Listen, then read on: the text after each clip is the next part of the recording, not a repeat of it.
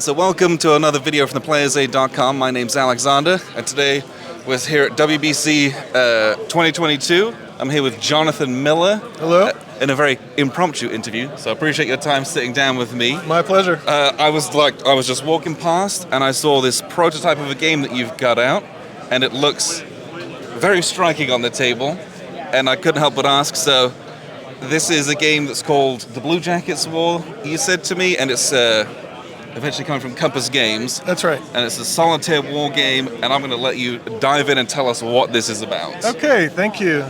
This is a game, it's called Blue Jackets War. It's about damage control below decks. So you essentially play the role of a damage control officer during World War II, and it's intended to be historical. So the fights that you face, the things that happen are kind of historical, and I also have a lot of reading behind this. I've read a lot of written accounts. Every single card has flavor text on the card. Oof. And they're actually quotes from the real written accounts or from authors. So it's intended to be immersive. And I've been playing with it for a long time, and I've been enjoying it myself and years. And I've been talking with Bill Thomas over at Compass Games for a long time, and I'm ready for it now to be published. That's awesome. We were just talking to Mark, who's another gamer who was just here, and he'd mentioned a game called Picket Duty, which I've played. Slightly different situation, but in that game, your little damage control team is like one counter.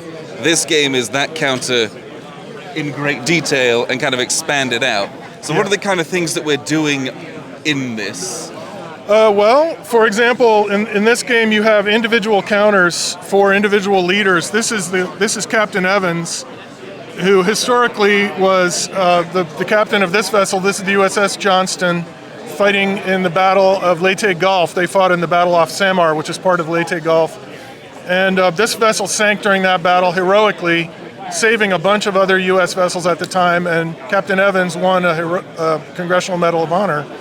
And coincidentally, on turn 4, there was an 8-inch round that passed through the bridge, and Evans died. So it's historical in that sense. So, sending your crews out, what are the kind of actions that they're doing in this game? Mostly, they're the kind of things where you read in the text about, it'll be something like Chief Ross realized that the pump in the forward engine room was crucial for fighting the fire, but the smoke was preventing the pump, and so he dashed in there and did what was needed to do to get the pump running again. And it's things like that. It's organizing the crew and the leaders to make the most of the ship's capability. So, pumping the bilges, getting the water out, putting out fires, things like that? There's really 3 ways to sink. You can either sink when the ship fills up with water, or the magazine blows up, or the third way is there's an abstraction for the outside tactical picture. So there's a track which represents overall tactical situation. And you can improve it by dropping smoke if your smoke generator works. And when that thing drops to 0, it means you're dead in the water and someone torpedoed you. And so that's the third way you can sink. So with this game, we had the USS Johnston, you said. Yeah. Are there going to be other ships in this as well? Yeah, there are 3 scenarios. The Johnston, which sank at the Battle off Samar. The USS Spence, which sank in Hurricane Typhoon Cobra. And then the third one is USS Bush, which sank from a kamikaze hit off Okinawa. And so, okay. Actually, 2 hits. Okay. And so how does the AI work in the solitaire version of this? You can see that this here is the threat deck. It's a deck of cards, and there's only 12 of them. And each turn you shuffle them and deal out 12, and that represents the sequence for the turn. And you do it in groups of 3, so a group of 4, and then a second group of 4, and then a third group of 4, and you have a chance to act in between each group. And then that's what drives the automatic part of the turn. However, if you have an opponent, then they help choose the sequence, which can be very deadly. So you can play it 2-player adversarially. Yeah.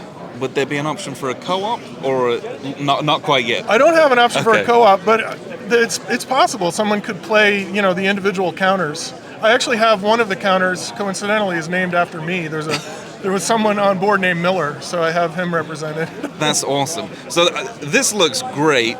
Did do you have an artist that's working on this, or do you do this all yourself? Actually, I was just earlier today talking with Julian Thomas, and he was saying they were going to assign an artist. So I'm going to send him some files. And will it be this size or a little bit smaller? I like this size. I think so. I've been tinkering with it for years, and mostly for my own enjoyment.